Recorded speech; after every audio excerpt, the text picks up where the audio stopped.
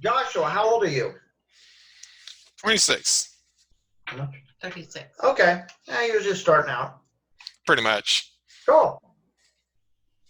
Yeah, and so, I don't know if either of you are in, and Joanna's in Yakima, so she's not here in the Tri-Cities, but Yakima has real estate meetup groups, don't they, Carl? Or do they come here? I don't know. I think they used to. I know we have people who actually come down here from the Yakima, from the Valley area, but is real estate of any interest to the two of you? Real estate investing? For me? Yeah. I haven't put any thought into it. Okay. At least not yet. Yeah, it's just another way that people, it's kind of interesting, and I'd be interested to hear Carl's perspective, but it's just another way to build wealth, is through, and for a lot of real estate investors, they think it's the only way to build wealth. That's where they put their emphasis, is in the real estate market. So, and I've come to learn that there's a lot of different aspects to real estate investing that is not just being a landlord. So if you have any interest at all, I encourage you to attend. There's 2 meetup groups in the Tri-Cities. One is, what is it? Tri-Cities Real Estate Investment Group. Yep. And then Mid-Columbia Investors, I think, are the 2. And they're both Facebook groups, but we meet in person once a month when things are normal. It's a great educational. There's like a $10 cost to one of them, and then there's no cost to the other one. And one of them even brings sandwiches so you can have dinner. And it's a great networking opportunity and very educational. That's kind of the design, networking and education. So, awesome. I'll look into it. But, that's not necessarily the stocks and bonds part of stuff. So was there anything on your mind in particular, Joshua, that you wanted to chat about? Or are you just getting started in that as well? I'm just getting started. I'm more interested in kind of like what I posted in the chat here. I feel like this is almost inevitably going to happen again. So if I do build up some wealth, how can I kind of protect my investments in the future? Okay, fantastic. Well, I have 30 ideas. Would you like to hear them all? No, I don't want to go through all of them. Let me get a pen really quick. Yeah, I know. I might just email them to you. But the idea, the things that I really want to kind of get across is first to do something.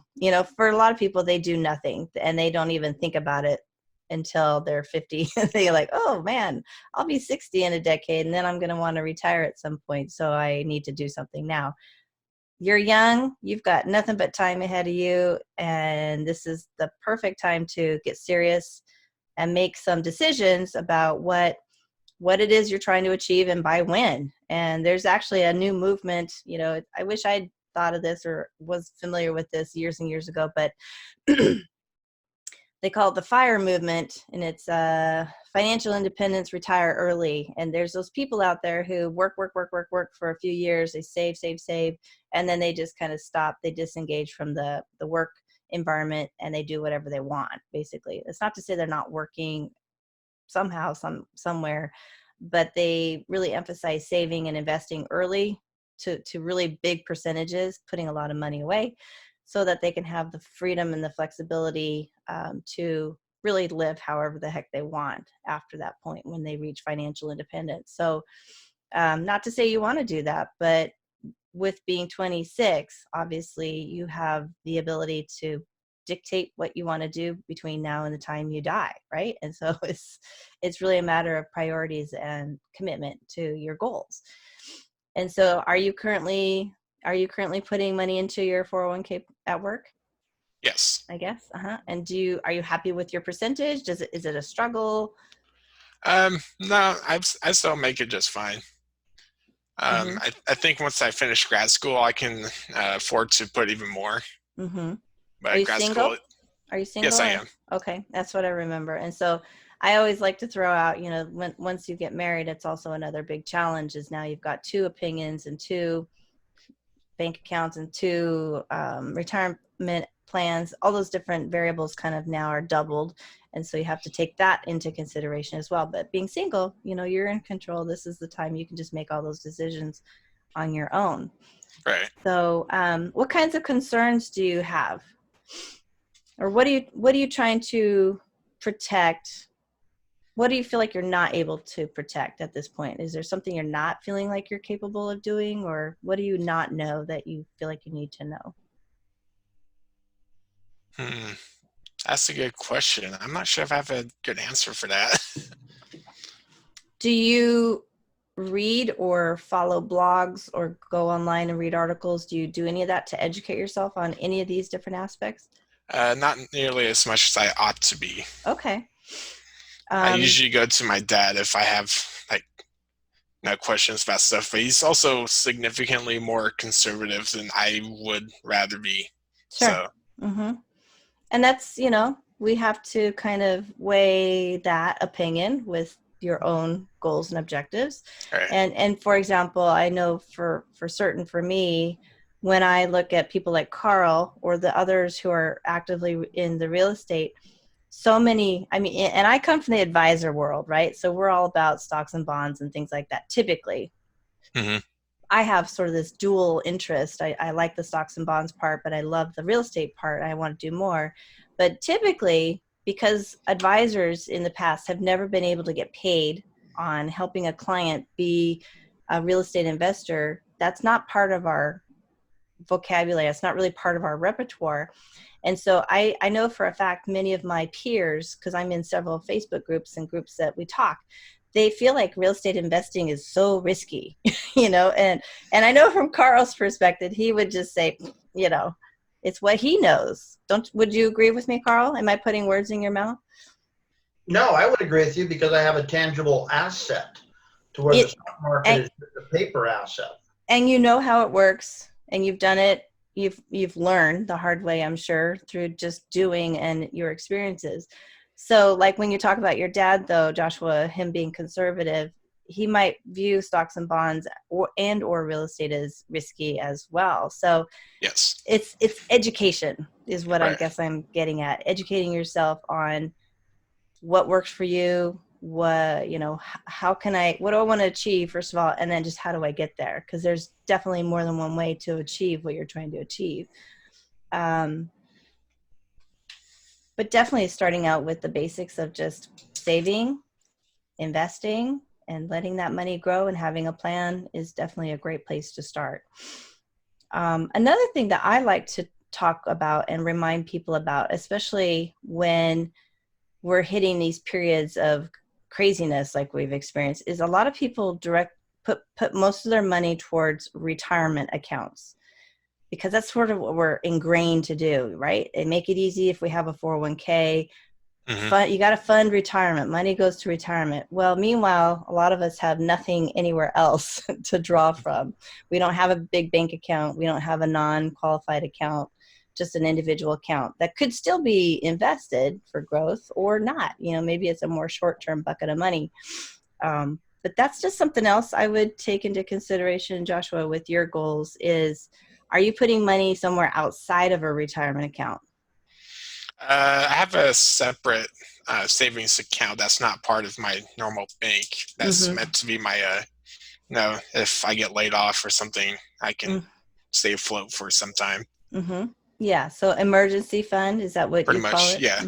I have 1,000 in my normal bank's saving account. That's like the first place I would go to if I really needed some money. Right. And then this is for if I really have some sort of emergency. Right. And see, this is what Carl, you may not have heard it earlier, but Carl has what is called what is it called again? A self-directed solo 401k. Solo 401k. And you can have self-directed IRAs as well. And this is, again, something when you talk about, when you're in my world with other financial advisors, they feel is risky. It's really the opinion of most people that they just don't understand it. They don't know how it works. They don't know why you would do something like that. But Carl understands the benefit to him of why he wants to do that, because it allows him to do things with that money that you would not otherwise be able to do it within a 401k plan or a traditional IRA type of an account. And so educating, definitely educating yourself on what these different options look like. Qualified accounts, self-directed accounts, non-retirement accounts. They all have different benefits to them depending on what it is that we're trying to do. So above and beyond an emergency fund, I also think is putting money into something that can grow is something to consider as well. Just another we'll call it non-qualified. So it's an individual account. It's outside of a retirement account would be another thing to kind of add to your repertoire of accounts. It builds in flexibility. And so this is another thing that people don't realize is, so we're kind of trained to put all this money into pre-tax accounts, the traditional 401k or traditional IRA. But then, depending on how things play out over time, we're currently seeing people who are in their 60s and 70s, especially 70s, and things have just changed recently. So RMDs, which are required minimum distributions, have been, the law changed just last year to 70.5 to 72. So you don't have to start pulling money out of your pre-tax accounts until you hit 72. But what happens at that point for a lot of people, their accounts have grown so large and they don't have any other buckets of money. They don't have a Roth IRA.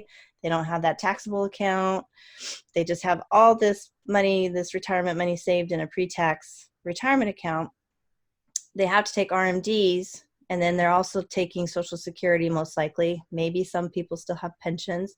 So all that RMD money on top of that other income puts them into a much bigger tax bracket all of a sudden. And if you had kind of created these different buckets of money all throughout your savings lifetime, you would have different money to draw from, and it could actually kind of soften that tax hit at RMD age.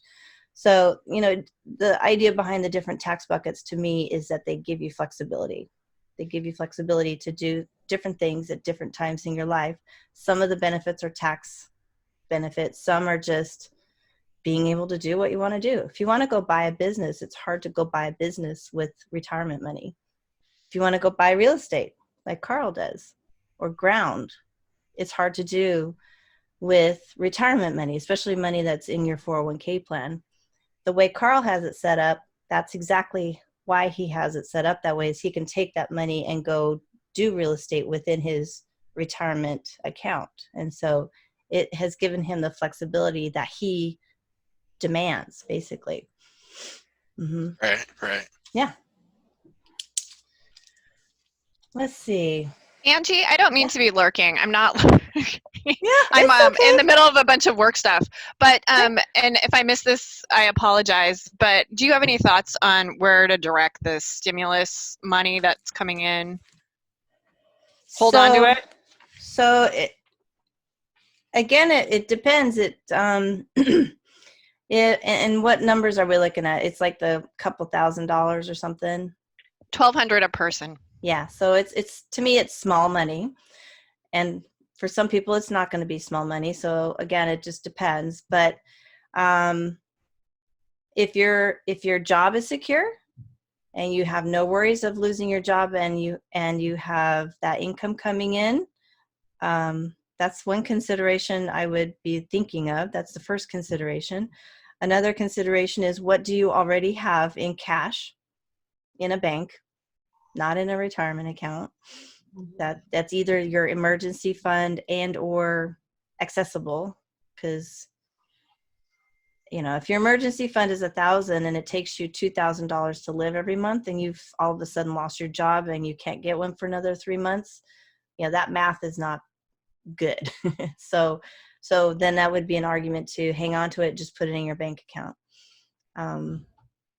Bank accounts aren't paying much interest anyway, so it's not like you're putting it there to earn anything. You're putting it there for that flexibility again. And so if you have debt, high interest debt, that could be something as well. If you have the good income, the job is solid, you have the safety net of the emergency fund or other money that's accessible.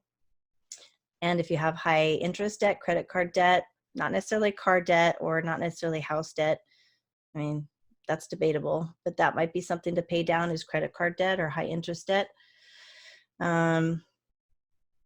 It kind of just depends. And then if you are all solid on all those different fronts, maybe put it into a Roth IRA, because that's actually pretty accessible as well. Roth IRAs, even though it's earmarked for retirement. And so for myself, I only have Roth IRAs basically, and have had for most of my adult life. That's my real money for retirement, right? I think of it, that's retirement money. But in reality, it's like a big fat savings account. I could dip into it to the point where the money that I have put in, my contributions, I could take out without penalty, without tax, without any consequence, except to my financial future. That's the consequence. But in a way, it's like a savings account. And so I could, if I absolutely had to, I could dip into it and pull from it pretty easily. And so I would fund it if you qualify for Roth IRAs. And let's see, what else would I consider? You know, it really just depends on people's goals. If you as a family haven't gone on a vacation for 2 years and all of a sudden you have $2,000 to do something with, maybe go on a vacation. There's something to be said for living life now as well and not always putting off till tomorrow. What do you think? What would you suggest doing? I have been following kind of how unstable things are right now, and it, you know, especially with the closures continuing for another month. Everything I'm reading kind of just says hold on to it. Yeah. Yeah, I mean, if I had $50,000 in the bank just sitting there doing nothing, I probably wouldn't necessarily want to hold on to this. But what else am I going to do? You know, Right. It's like I'm not going to go to Disneyland all of a sudden. But Yeah. But I mean, seriously, I've been buying airplane tickets because I'm going to 2 places, hopefully in early June, and then hopefully in October I'm going to places. And the tickets, I have some alerts on my tickets, so those alerts came in, and it was just like crazy low prices to go to those 2 places I'm going to. So I had to buy my ticket, you know, and that would not have even touched that $1,200. So I'm thinking about the future. I like to travel. I want to do more travel. Buying tickets right now is a good thing for future travel. So maybe that's something to plan for, a future trip with your family. You know, it's not always about saving and investing. So there's some happy medium there somewhere. We want to make sure that we take care of ourselves and we take care of what we need to take care of. But do you know what I mean? Right. It's important to live as well. So Yeah. If Hawaii is calling your name, check out Alaska Airlines and go buy a ticket, because it does not get any cheaper than it is right now. Right. And I'm serious. I mean, like they're saying the 30th, if you buy your tickets by the 30th or tomorrow, is there a 31st tomorrow? You can change your tickets. There's no fees. There's no anything. And like going from the Tri-Cities to Hawaii is like $300 or two something. I mean, it's crazy low. It's crazy low. And so I didn't buy Hawaii tickets yet, but we'll see. The 2 things I'm going to are work related. So I know I need to go. I want to go, but it's becoming very affordable. And are you getting panicked calls about people in their 401k? I myself have not looked at. I'm not going to look at it. Yeah. I don't want to know. I went to Arizona at the very end of last month. So I left on the 29th, and because I knew I was going to be gone for 5 days, I called all my clients, and I have under 10 clients. So I don't have hundreds of clients. I'll never have hundreds of clients. And I literally just talked to each and every one of them. I texted them. I said, I'm going out of town. Things have gotten a little crazy. How are you feeling? Let's talk. You know, and that's basically what I said. And I did talk to all of them. Plus I had met face-to-face 3 of them in that week. We'd had meetings that week. So I'm not getting panic calls, but that's not to say that I won't. And I'm trying to reach out more frequently, like once a week, and just, again, check in and see how you're doing. And let's, you know, revisit our notes and see what other progress we might be paying attention to, because I still have clients who haven't gotten their estate planning documents done, that kind of thing. Well, there's still attorneys who are open for business right now. Maybe we can get that going, take care of some of the other areas in our financial life. But no, I haven't had any real panic calls. And that's also an education thing, because when I meet with people, first of all, not everybody hires me to manage their money. I do have clients I do that for. But when I do take on those clients, I'm very clear from the beginning, and I hope I'm very clear. I try to be very clear about my philosophy, how I would invest their money, what we would do when a downturn happens, because we've had 10 years of pretty much nothing but a trend. And so when this downturn starts, this is what we're going to do, and this is my belief and my philosophy. And if they don't believe like I do, it's not going to work well. We're not going to work well together. So we're all on the same page, I think. And they know that there's a light at the end of the tunnel. They know that the money that they have invested is for the long term. And that's basically my message. My hope with this type of a call is that they had a plan. We've had a plan. They have an investment plan. Hi, Laurel. And they're sticking with their plan is hopefully what's happening, and if I'm involved with that is what's happening. And I really think that that's one of my biggest values in a time like this, is to help people just stay calm, go back to what we've talked about before. Why are we doing what we're doing? How are we doing what we're doing? And what might we be considering right now? And so I wanted to touch on that as well, because this is kind of a nuts and bolts kind of a thing. When we've had some dramatic changes in stock and bonds, if you go back to your original kind of allocation, usually there's some kind of pie chart on everybody's when you log into your account, wherever you have your money. So say you were a 50-50 portfolio, 50% stock, 50% bonds. With the recent changes and the recent volatility and the loss in the stock, maybe the bonds have gone up a little bit. Now your portfolio might be out of whack. It might be more like a 60 stock, 40 bonds. And so this is an opportunity to do a couple of things. If it's in a retirement type of an account, you might rebalance and just get it back to that 50-50 portfolio that you originally started with. If it's out of whack by 10% or more, that would be something to consider. If it's outside of a retirement account, so it's in a taxable account, you can consider doing that as well. But at the same time, we can do what is called tax loss harvesting. And so basically there, you're selling off your winners and buying your losers. I'm sorry, that's a rebalancing, but you're selling off and you're taking your losses, which sort of is counterintuitive to what we think we should be doing, but you are taking your losses on that stock or ETF or mutual fund, whatever it ends up being, but you're right away reinvesting it in something very similar, so that you've locked in your losses. And the reason you can lock in your losses, or maybe you want to lock in your losses, is maybe you have some gains that you can play them against, and you come out ahead tax-wise. But the idea is you don't stay out, you get back into another comparable stock or comparable ETF or comparable mutual fund, and you stay invested. So that's called tax loss harvesting. You can also call it tax gain harvesting. It's kind of goes both directions. If you've had such a big gain in an area or such a big loss, you can lock in those losses or gains, but then reinvest that money right away in a comparable item so that it's still invested, but you get to benefit from taxes on that transaction. And so those are two kind of nuts and bolts kinds of things that you can be thinking about doing during this kind of mix up in the markets with the recent decline, is rebalancing and tax loss harvesting.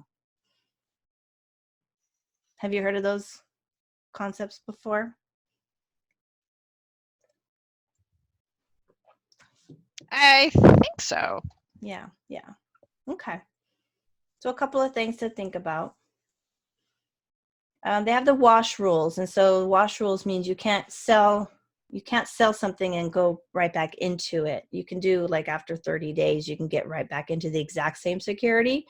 But the idea is to not wait 30 days. You sell and you get right back into a comparable but different security so that you're still invested right away, but you lock in that loss for tax purposes.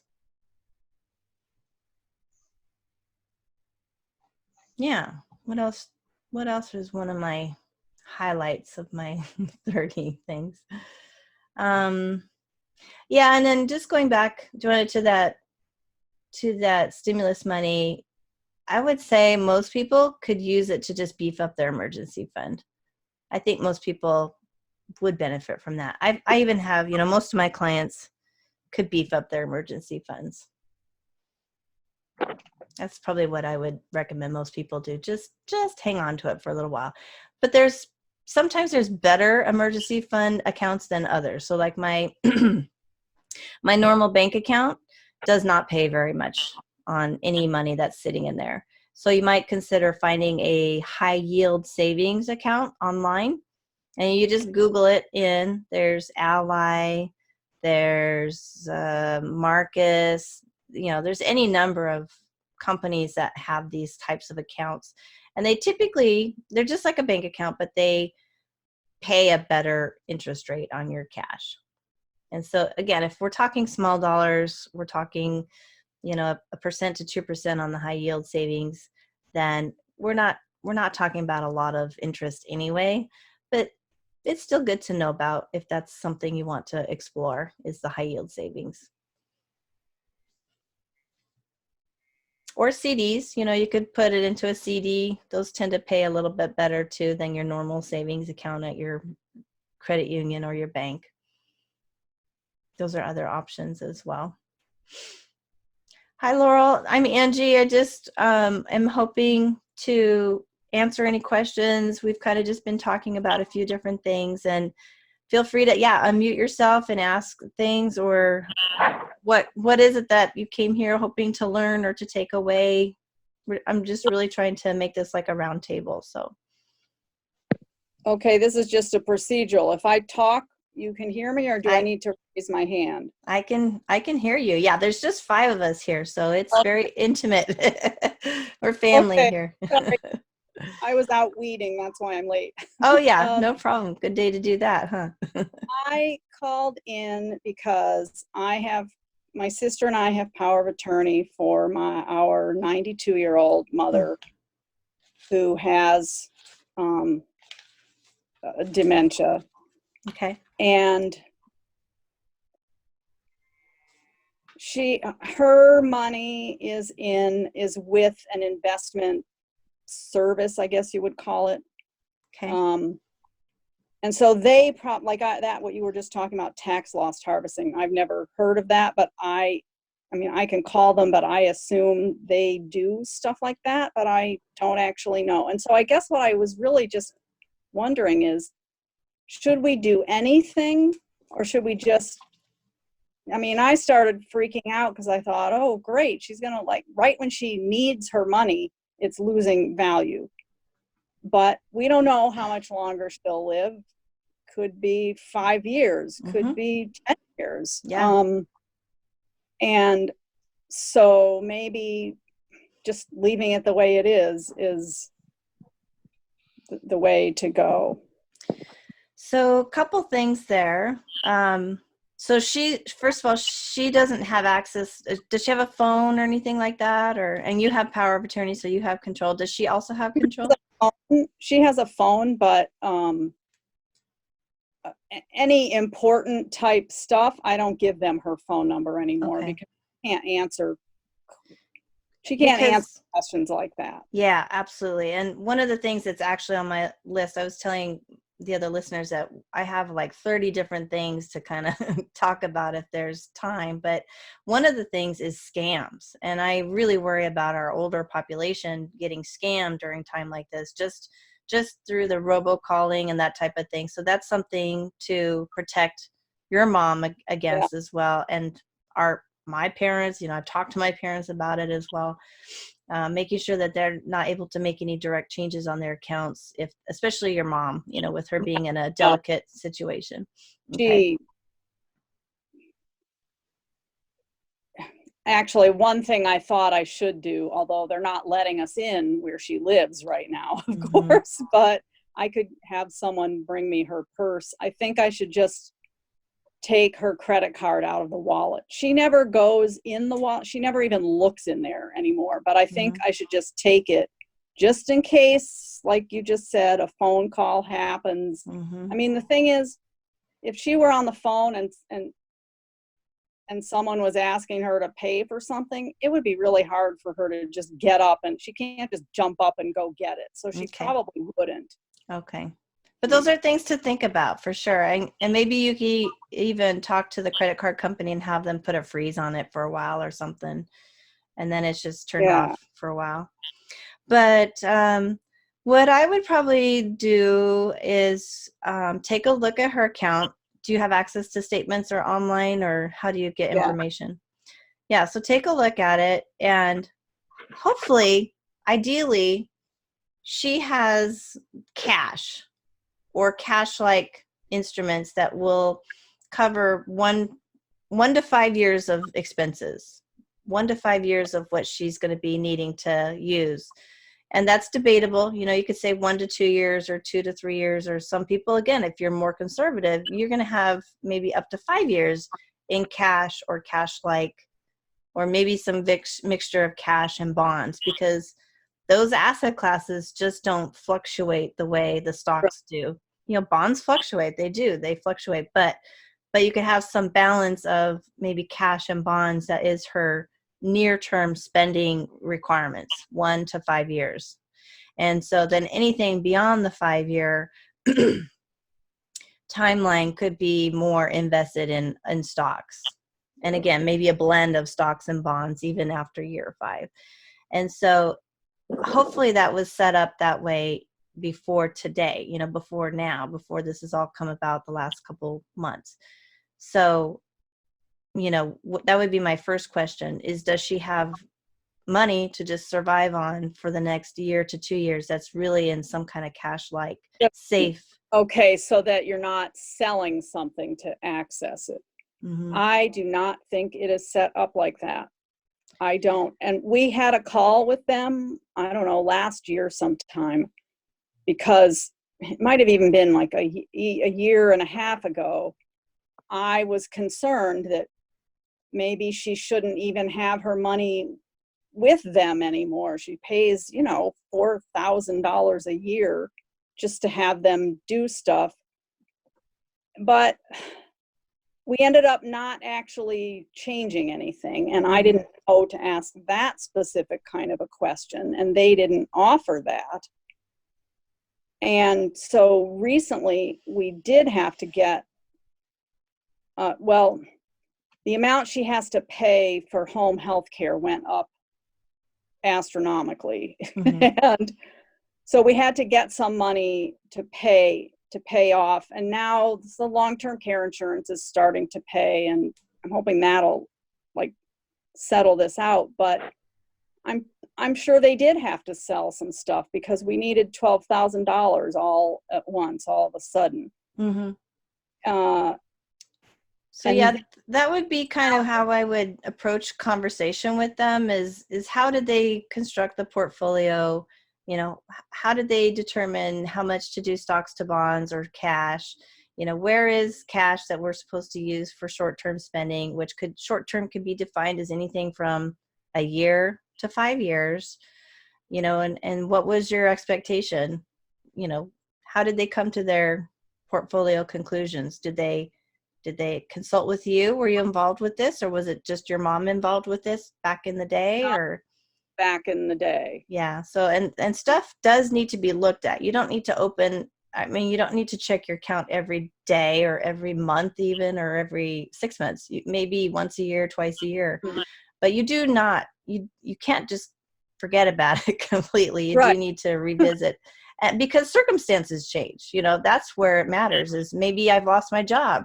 So that's why I need to have 6 months of cash. Or maybe I've gone into a nursing home, and that's going to make changes to my income stream or my need, the money that I need. So if my personal experiences or my circumstances have changed, then that might necessitate a change to my portfolio. So I guess I would definitely just set up a time with the advisor or the people who are managing it and ask lots of questions and find out how they're doing it and how did they come to that conclusion, and what would they perhaps propose going forward.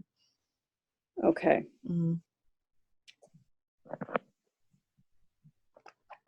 Engage them and depending if they're a brokerage firm or like me, I work for myself, I work for my clients.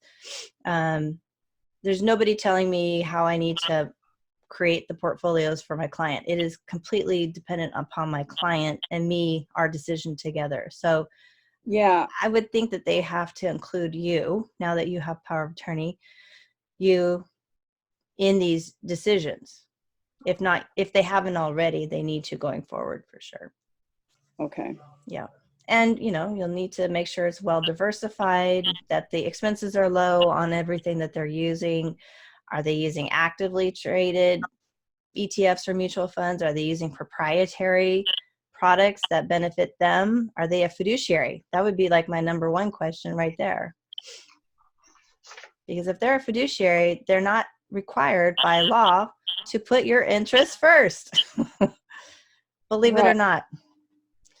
And that can be a problem for some people. So I think on my website, I have a series of questions. I mean, you've already hired these people. I mean, your mom already hired these people. In year. Yeah. Yeah. So there's maybe nothing you can do, but I'm certain you could fire people too if you felt the need. But there's questions on my website. I have an FAQ, and it's questions to ask an advisor if you're looking to hire somebody. And so some of these are going to be relevant to what you're trying to figure out right now anyway. Yeah. Mm-hmm. Your investment philosophy. How do you get paid? What do you get paid? What are the fees to work with you and things like that. So what are the other services that we get? Just a wide variety of questions to be asking. Okay. Mm-hmm. Yeah, but I think you definitely want to put your eyes on the portfolio, make sure it's diversified, low cost, and the right allocation for her needs long-term, short and long-term. Yeah, and feel free to reach out to me after the call if you want me to ever take a look. I mean, I'm happy to give a second opinion on something and able to help that way. Okay. Well, we have about 7 minutes left, and I'm just trying to see if there's anything on my list. I have so many. I mean, there's just so many things that while we are going into what I think is going to be a recession, I'm really worried about the small businesses and people with, our jobs. I think the job situation is just going to be crazy here over the next, 6 months to a year. I don't know how all of us are going to get back to work. Seriously. I'd be curious what you're thinking about. Laura, are you currently employed? Is your job secure, or I am self-employed. Self-employed. My husband is working for the census, and he's been off with pay, which is good. Mm-hmm. But no, I have a cleaning business and an acupuncture clinic. Okay. And I had to close the clinic. Yeah, absolutely right. Yeah. Yeah. And I'm not cleaning a lot of places, really, just one office and one home. Okay. And those are both pretty, and also I live in you're in Washington. Mm-hmm. I live on one of the islands. So there's less population. But I'm now trying to figure out how to file for unemployment as a self-employed person, because that is in that bill that got passed, but the state doesn't seem that they're geared up yet to handle that. Like, I went into the unemployment section and just went through the form just to see, and they don't have any boxes to check or anything like self-employed. So I don't know if they're still working on it. It might take them a little while to get it up and running. Were you able to make a phone call, or were you just looking online? I was just looking online over this weekend. That's on my list to do. Yeah. Because you might sit on hold for a while, but that's probably the best place to start, is to phone them and get some information that way. Yeah. Okay. Yeah, I think the work thing is going to be the hardest hit here, and it sounds like it already has been. And my brother and sister-in-law have a restaurant in Kennewick, and they've pretty much, I think, laid off everybody except 3 cooks. They've got 3 cooks who they rotate, and yeah, that doesn't bode well for everybody at all. All of us. I mean, really, all of us. So. And then there's other people who are still working and getting paid, but they're working so hard and they're at risk. Right. It's this weird combination of people who don't have work and people who are working their butts off. Yeah. And yeah. The grocery and the healthcare industry and the drivers. Yeah. Yes. It's kind of all or nothing right now. Yeah. Interesting. Well, what I'm going to do, I think, is I will post my nice little list, and I'm happy to talk to anybody about this, because I never quite know if I answer questions good enough or how to help people, but there's definitely a lot of things to be thinking about. And like I said, they're oftentimes just common sense things like, okay, if we're hitting a recession here over the next year, maybe we need to live on less, and modify our spending. Or track our spending, because that's really a big thing I find in people, that we don't track our spending. We don't even know where that money goes every month. So if over the next few months things seem to be tight, or income seems to have been reduced, or jobs have been lost, then tracking spending is going to be vital, I think, to a successful outcome. I use a budgeting software that I've been doing for, I don't know, 3 or 4 years, that is so helpful. Yeah. What is it? Would you mind sharing? You Need a Budget, it's called. Yeah. My daughter. Yes, I'll post that too. It's You Need a Budget, YNAB for short. They also have a Facebook group as well. Oh, I haven't looked at that.